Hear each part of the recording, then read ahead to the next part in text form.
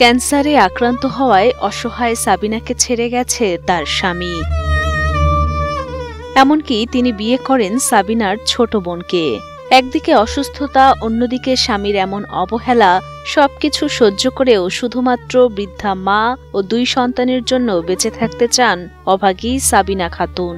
আমার মা আছে, শুধু বৃদ্ধ মা, আমার বাবা নাই। স্বামীও আমার ছেড়ে চলে গেছে। আমি সুস্থ ছিলাম, স্বামীর সংসার হচ্ছে, অসুস্থ হওয়ার কারণে আমি পড়ে আছি।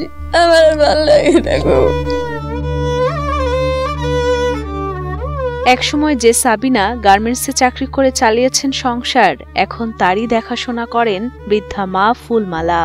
বৃদ্ধা মায়ের শরীর ঠিকমতো না চললেও মেয়ের সুস্থতা কামনায় দিনরাত সেবা যত্ন করেন তার। টাকা পয়সা ব্যাপার চিকিৎসা করতেছি না, আপনারা যদি সহায়তা করেন তাহলে আমি আল্লাহ ব্যবস্থা পারি। আপনাদের কাছে অনুরোধ করে কয়ে আপনারা আল্লাহ দেখশন করবেন আমার মেয়েরা।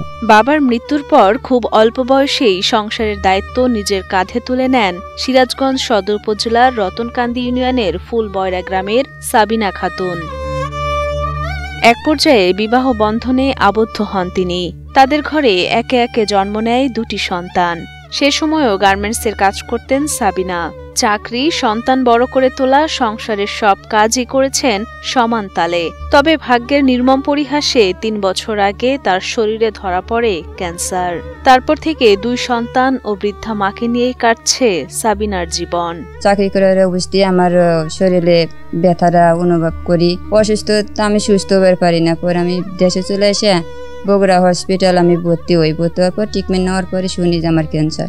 আমার আম্মু যখন অসুস্থ থাকে সে সময় খুব কষ্ট পাই। আমরা 2 ভাই বোন, আমরা আম্মাকে নিয়ে বেঁচে থাকতে চাই। আমাদের আম্মা ছাড়া কেউ নাই। যতটুকু জায়গা জমি ছিল তা বিক্রি করে 3 বছর ধরে চিকিৎসার খরচ জোগালেও এখন অর্থের কাছে হার মেনেছেন সাবিনা। অর্থের অভাবে গত 3 মাস ধরে বন্ধ আছে কেমোথেরাপি। জায়গা সম্পত্তি, জিনিসপাতি, টুকটাক অনেক কিছুই, সবকিছু বেঁচে ফেলাইছি। বেচার পরে এখন 3 বছর চিকিৎসা করে এখন মাঝপথে এসে আমরা চিকিৎসা করবার পারতেছি না। আমার আর কোনো সামর্থ্য নাই। আমার একটু সাহায্য সহযোগিতা করেন যেন আমি আবার ছেলে মেয়ে নিয়ে সুস্থ থাকবার পারি, ছেলে মেয়ে দেখশন করবার পারি। স্বজন এলাকাবাসীর দাবি, সরকার সহ বিত্তবানরা এগিয়ে এলে হয়তো সুস্থ জীবন ফিরে পাবেন সাবিনা।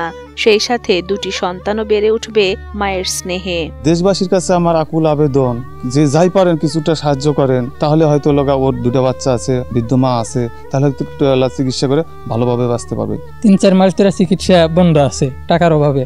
যদি আপনারা এই অসহায় মেয়েটার প্রতি দয়া করে, মায়া করে কিছু আর্থিক সাহায্য সহযোগিতা করেন, তাহলে হয়তো তার ছেলে মেয়ে আছে 2টা, তাদেরকে নিয়ে হয়তো সে বেঁচে থাকতে পারবে।